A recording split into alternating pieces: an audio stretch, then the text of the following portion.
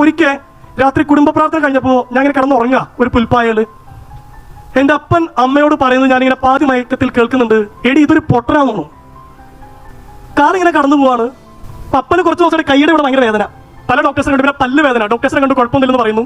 പക്ഷെ അപ്പന് പല്ല് വേദനയും കൈവേദനയും തുടർന്നപ്പോൾ വീണ്ടും ഒന്ന് ഡോക്ടറെ കണ്ടു പറഞ്ഞു, ഡോക്ടറെ ഈ സീസൺ എടുത്തേ, ഇതെന്തെങ്കിലും പോണേന്ന് അറിയില്ലല്ലോ. ഡോക്ടർ പറഞ്ഞു, ജോസഫ്, അപ്പനൊരു ഹാർട്ട് അറ്റാക്ക് നടന്നുകൊണ്ടിരിക്കുകയാണ്. അൺഫോർച്ചുനേറ്റ്ലി നമ്മുടെ ആംബുലൻസ് ഇല്ല, ക്രിട്ടിക്കൽ സ്റ്റേജ് ആണ്. ഐ എം വെരി സോറി, ഇവിടെ അതിനുള്ള എക്യുപ്മെന്റ്സ് ഇല്ല. തൊട്ടടുത്ത് മൂക്കുന്നൂർ ഹോസ്പിറ്റൽ ഉണ്ട്, ഞാൻ അവിടെ പറഞ്ഞു വെച്ചിട്ടുണ്ടെല്ലാം, ജസ്റ്റ് ഒന്ന് അവിടെ നിന്ന് എത്തിച്ചാൽ മതി. അപ്പനോട് പറയണ്ട. അപ്പൻ്റെ സൈഡിൽ എത്തിയാൽ വണ്ടി ഓടിക്കുന്നത്. അപ്പൻ ചോദിക്കും, നീ മെല്ലെ മെല്ലെ ഓടിക്കണേ. ഞാൻ പറയാം, അപ്പ അത് ഇപ്പം എന്താ, എനിക്ക് പാഞ്ഞു പോയിട്ട് വന്നില്ല. അങ്ങനെ അവിടെ ചെന്ന് നമ്മൾ മൂക്കുന്നൂർ ഹോസ്പിറ്റലിലേക്ക് എത്തുന്നതും സ്ട്രെച്ചറുമായിട്ട് ആൾ ഓടി വരുന്നു. അപ്പൻ എന്താണെന്ന് മനസ്സിലാവുന്നില്ല. അപ്പനെ കയറ്റി കിടത്തുന്നു. അപ്പ ചെല്ലി ഡോൺ വറി. അപ്പൻ മാസീവ് ഹാർട്ട് അറ്റാക്ക് ആയിരുന്നു. അമ്മയെ ഞാൻ പോയി പിക്ക് ചെയ്ത് കൊണ്ടുവന്നു. ഇതെല്ലാം കഴിഞ്ഞ് ഹാർട്ട് അറ്റാക്ക് നമുക്ക് മനസ്സിലായി.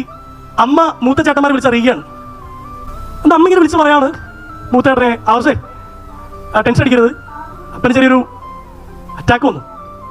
രണ്ടാമത്തെ ചേട്ടൻ വിളിച്ചു പറയാം, അരുണിന് ഭയങ്കര സ്നേഹമാണ് അപ്പനോട്. അപ്പനോട് കുറച്ചുകൂടി മാറ്റി പറഞ്ഞിട്ട് അമ്മേനോട് പറഞ്ഞു, നീ വീട്ടിൽ പോയി ഫ്ലാസ്ക് ഉണ്ട്, അപ്പൻ്റെ മുണ്ട് ഷർട്ടൊക്കെ എടുത്തുകൊണ്ട് പറഞ്ഞാൽ ഞാൻ ഇറങ്ങണ നേരത്ത് അമ്മ പറയാണ്, എടാ ജോസഫ് ഇവിടെ ഉള്ളതുകൊണ്ട് നമ്മുടെ അപ്പനെ നമുക്ക് കിട്ടി.